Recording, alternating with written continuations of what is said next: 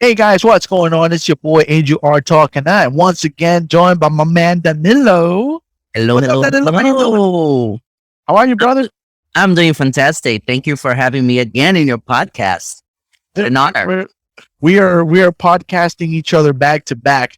This guy, we have great conversations, and an hour, 90 minutes. It never feels like it's enough. And then once we finish our conversations, we take them offline and we start texting each other and going back and forth. The city of New York, Boricua from the Bronx.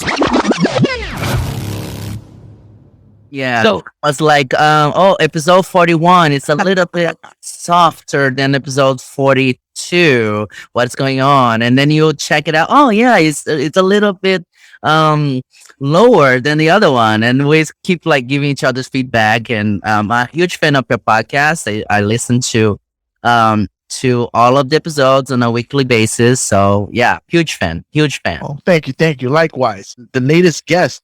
That name is familiar to me, and I can't quite place it. Yeah, her name is Dia. Dia used to be a Zoom instructor at 24 Hour Fitness. Yeah, she used to teach some locations. Maybe Then that's where after I the came from. pandemic, she just stopped teaching. She was also a personal trainer at Equinox. I recognized it as soon as I saw it. It felt familiar to me. Yeah, you might actually know her in person. Yeah, you might have seen her in the gyms sometime before pandemic for sure. Yeah, so on my current podcast, I call it Danilo's D&D, Danilo's Okay. Dance Discussion, because I give you the D every single time we talk. Either the D is The for D for divine. conversations or The or divine. here to be different, the divine, yeah, divinity. I give it so many D's. You have no idea. And Hey, straight up means. Oh, but that's the other one. we can go straight to the gut and say, yeah, I also serve you the D. Mr. D here. So me and you were talking recently about one of my episodes, and it was about I told the story about seeing these guys Mhm. engaging in sexual activities in the gym shower. None of the gyms that we go to, and this was a very long time ago. And when I saw these guys doing what they were doing, they kind of invited me in, right? And I said in my podcast episode that I thought that it was unsanitary. I don't remember, unhygienic. I think that's the word I used. And you asked me if I would have said that if it were a guy and a girl. And I said, man, me and you got to talk about this amongst the other things, right? So to answer your question, I'll answer it here, which I already did. I would say the same thing, and I have said the same thing. So it wasn't so much that I was attacking the act because it was men.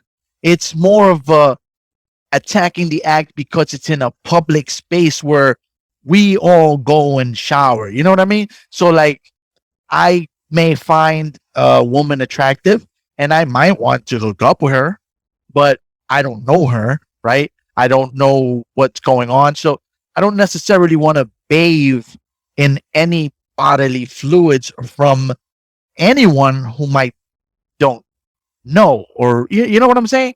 Um, so that was to address that point.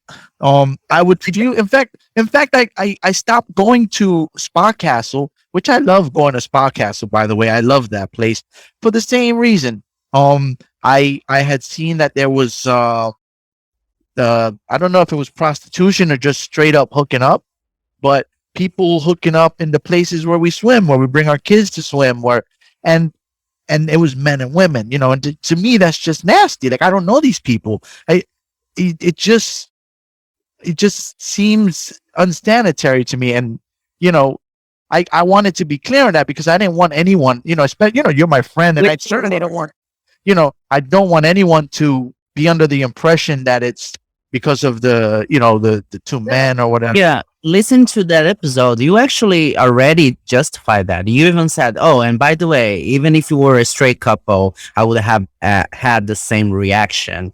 Um, but yeah, I agree. But I still don't believe that that will be the only reaction, right? Because after all, we're all men. Elaborate. And Elaborate. you find arousing. No, like if you see a chick getting in public, no matter how unsanitary it is, um, being disgusted by how the standards of hygiene is just one of many. You would still feel aroused, won't you? Well, we weren't talking. Well, okay. So are you? You're. But now that feels like that's in a different direction, right? Like, would I feel aroused if I saw a woman getting banged In a public space, like a as gym opposed to or not getting aroused with a on guy? a You know, so that's an entirely different thing, don't you think? So, like, I'm not attracted to men, so I will feel no arousal, right? So I'll simply think that's unhygienic, right? Whereas if it's a woman who I may or may not be attracted to, I might think, damn, it'd be nice to bang her, but that's unhygienic. yeah, exactly. One So- thought will come first than the other You know, like because of your sexual orientation.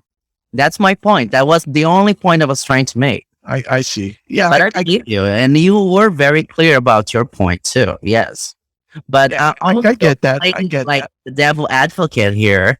Then Please do. we were also deliberating about this topic, right? And I said, oh, but by the way, this is actually a huge fetish category in our gay community. Now, there are people that only can get off if they are in public. You know, they are like tweet alternative profiles on Twitter. You know, they are like categories, tabs on Pornhub or porn websites where you see like amateur videos of people that can only get off if they are in public, you know? And I think it's a huge component in our gay community because me as a gay man, I can attest, we are disgusting. We Well, are disgusting. We want in public is terrible. anytime. The in public piece wasn't so much the issue. It's more of the place where I'm gonna go in and cleanse myself and shower, you know? Oh, but Where if I saw you in behind a tree, you know, I'm like, I'm not gonna think it's unhygienic. Because I'm not I'm not going and drenching myself in the tree. I'll just look at him like, oh, that is crazy. And I'll just keep walking. Yeah. You know, it's the same as I've seen people fucking in weird places. I saw people in the roof when I was younger. And I looked at them and I was like, and just kept walking. Same as I did with those guys in the bathroom. You know, it's just oh man, when he kind of went like this to me, like, oh, thanks fellas, I'm good. Like, there are like famous gay clubs here in New York City. They are gross, disgusting, and that's kind of their brands, So when we talk about like sanitation and hygiene, I don't think those are the first concerns when two gay dudes are hooking up. And sex but in the is that a fair? Is that a true fair statement when you say that? I just want to like just on Gay Pride this year, June 2021, I went out and I went to the famous bar in East Village called The Cock. The Cock is a great bar who's been here for many decades in the East Village. It has changed like addresses a couple of years, a couple of times, but it has always been the East Village. Right now, it's, if I'm not mistaken, I think it's on 2nd Avenue between 5th and 6th Streets. And it because of pandemic now, they only work from Thursday, Fridays, and Saturdays. They only are open 3 times a day, and they have a dungeon in the like a basement, right, where it's not very clean. It doesn't smell nice, and guys, like they have even like a coat check. You can put all your clothes in the coat check and go down to the dungeon totally naked and get and do your business and do. Yeah, it's the gay scene, it's the gay underground scene that has always been in New York City. I can even tell you also there are like a lot of cruising gyms where people go exclusively to get or to get their stuck or to have sex. Like there's the notorious New York Sports Club in Astor Place in New York City too, by 8th Street and Astor Place. You know, it's very easy to find. That gym used to be a David Barton gym, which was notorious for always being very like gay oriented. And they have a huge installation. The facility is incredible. They have like massage beds. The spa area is really cool. And guys sometimes just go to stay in that part of the facility, you know, and they do cruise and do things and have fun. And What so can you explain cruise? I don't know what that means. cruising means like you're looking for sex. Like for example, there are places in Central Park, spots in Central Park that's very cruising. Like Oh, you see like men's just walking around or being in the bushes, they are cruising. No, we call it cruising. Like sometimes there's cruising situations in public restrooms, in parks and public yes. just saying I'm here to hook up. Yeah, so That's that. and that's why it was for me so funny to hear from a straight man perspective how shocked it was to live the scene when I literally I wasn't that shocked. You know, it is New York, so I've seen a lot of stuff. yeah. It was just like wow, in the shower, like that kind of was like, whoa, these dudes are really daring, man. Like because let's be real, right? For a quick second, let's take a moment and look at it from the other side. I'll play devil's advocate, right? I could be a straight guy who sees that and becomes violent. You know what I mean? Like reality. Yeah. you know, which could happen. And we know that I'm not like that, right? That's not my, you know, I looked at them and like I mentioned in my thing, they were smooth skin, you know, beautiful bodies, you know, so I can appreciate that as an artist, right? Look at these two men and say, oh, these are two beautiful bodies engaging in this sexual relationship. I will not use that stall though, because I don't know what their juices are, or you know, it just doesn't seem sanitary to me. But I can appreciate that. But I know people, or I've known people that would, you know, react very violently to that. So that's where I say, like, wow, these guys are ballsy. Like that's a risk you're taking there in many ways, you know. But There's a lot of consequences. And come on, we have throughout history, like though, remember George Michael when he was arrested in a public restroom for cruising and having word. sex in public. Remember that? I remember rumors. I never knew that it was real. Or Fred Elton Mercury. John too.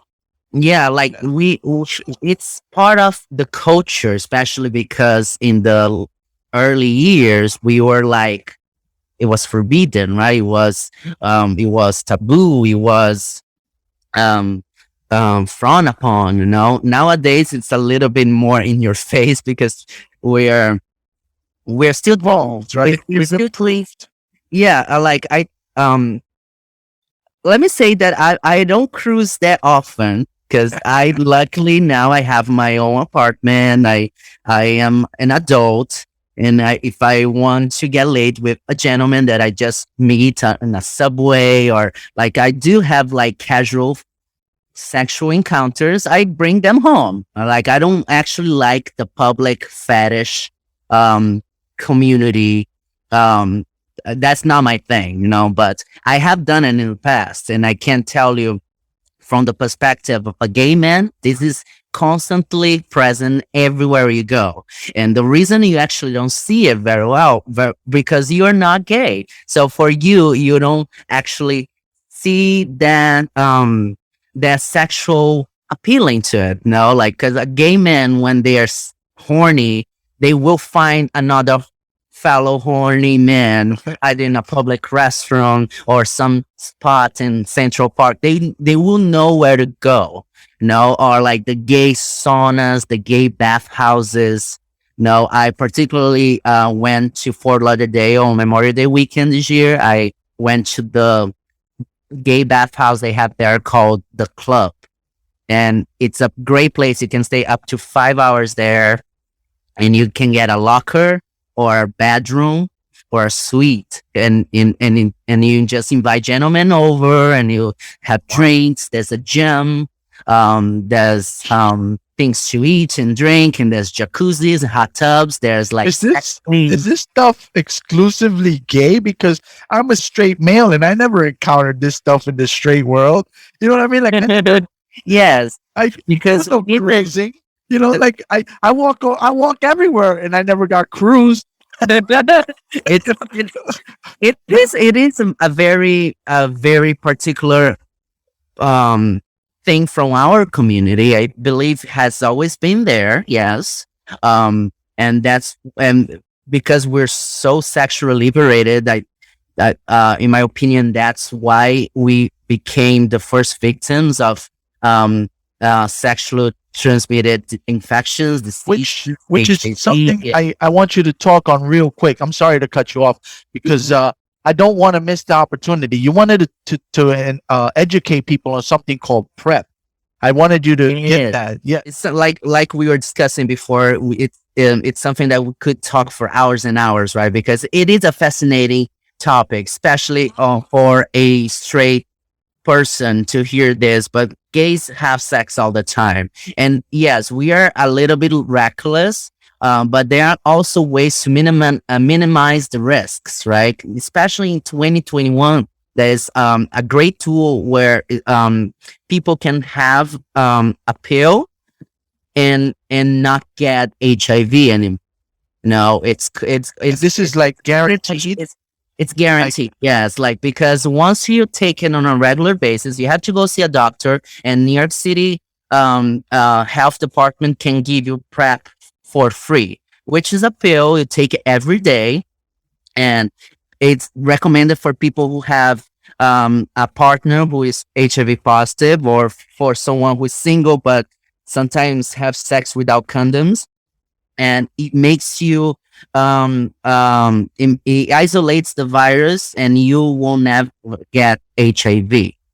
And for those who actually are HIV positive, it's a different drug, but as long as they are undetectable, it means like the viral load is so minimum they cannot even spread, even if they want to.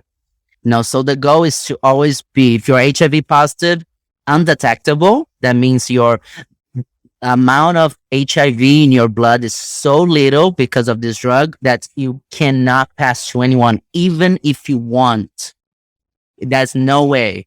And if you're HIV negative, you should take PrEP, because that will protect you. Even if someone with like bad intentions wants to give you HIV, you can get it either. So it's a great tool. And that's why I think this new generation, the 18, 17-year-old gays dudes, are having so many unprotected sex behaviors now, because they forgot how much we. Well, they weren't even around. They wouldn't know back in the 80s, and you know, it devastated our gay community, because we are like disgusting. Think of it this way, right? Like this is how I equate it, and I sometimes I joke about it, right? I'm a guy and I like to, right? If I could, I'd every day, maybe multiple times a day, right? Now imagine you pair me with another me. That's it. That's it. Yeah. That's it. You know? Exactly. And for those who actually wants to know what PrEP, it's